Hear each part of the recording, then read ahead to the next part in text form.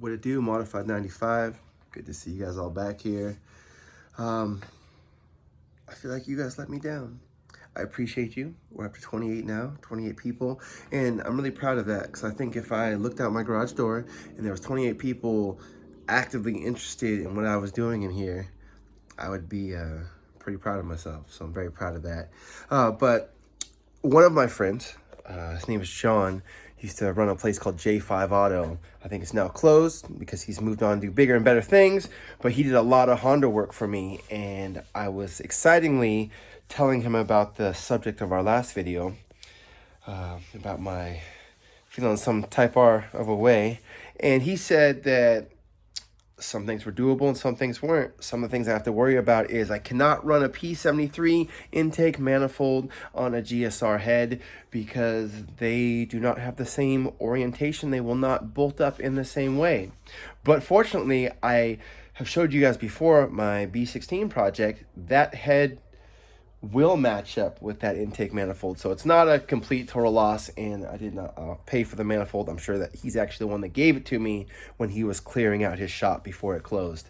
Next, he did have some more bad news, but it gave me the chance to work on it before it became a problem. For California and the smog ref, everything has to be P72 on the P72 engine. And so even that includes the exhaust manifold and intake manifold. So I will be upgrading to a Skunk 2 intake manifold and possibly throttle body, but I can't run that throttle body to pass my big state tests. So it has to kind of like all come through as stock, but that intake manifold is fine. And then I have plenty of stock manifolds I can run to go take the test. And then for off-highway use or racing down in Mexico, I can actually run the Type R manifold and it'll be fine. I think also if I find a heat shield for it, then it should be fine. What else do we have?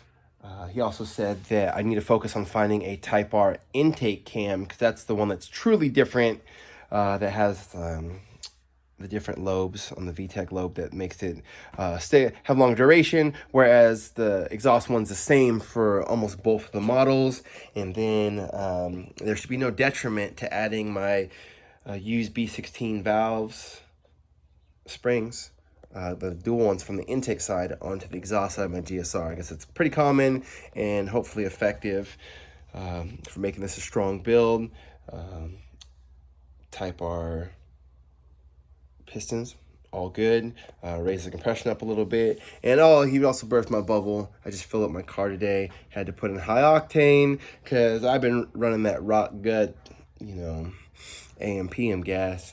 And he's like, yeah, you should already be running 91 octane, but definitely with the project you were intending, you should have 91 octane in that. So today is my first day, and it was like half a tank, and it was $30. All right, so also, if you see me change shirts, it's because it's be over multiple days. When I get help from my housemate, I want to, start with a bunch of research so that I know what's going on, and then once I've completed all the simple things that don't require his help, then I can ask for his expertise. That way it shows that, I'm not just getting him to do the work for me. So if you see me change shirts, hopefully I showered. Hopefully it's a different day, but we're going to get started today. I'm going to pull off the intake manifold. I would like just to wipe it down, and we will start pulling it apart. The valves might have to come out, but since the head's off, they're not going to come that far out. So that way we can add in those new springs and just do some of the head cleanup. So let's start this video off. Just hit me with a give me 5 on my black hand side. I think I've showed this before. This is a mobile workstation I got from one of my jobs. It's amazing. It has been holding my B16 project, which is all assembled and ready to be reassembled. And what I'm thinking I need to do is I need to clean this off and maybe move everything onto the actual workbench, which is an absolute mess. With the Y8 head, all that can be moved over to make room for this stuff to sit safely. And then once I can get that clear, that GSR head will go on there. That way I can stand and work and make videos. So I think that'll be beautiful. So we will get back when we get that all done. I'm not going to record that. I got enough cleaning videos. You can figure out how to move stuff from this to there. All right, family.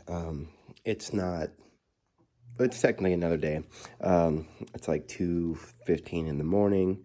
I couldn't sleep, so I got up and I cleaned this off, and I moved everything very carefully over there, taking special note of all the internal parts like the crank and the pistons and the block are all sitting peacefully, and nothing piled on top of them. So this is my GSR head.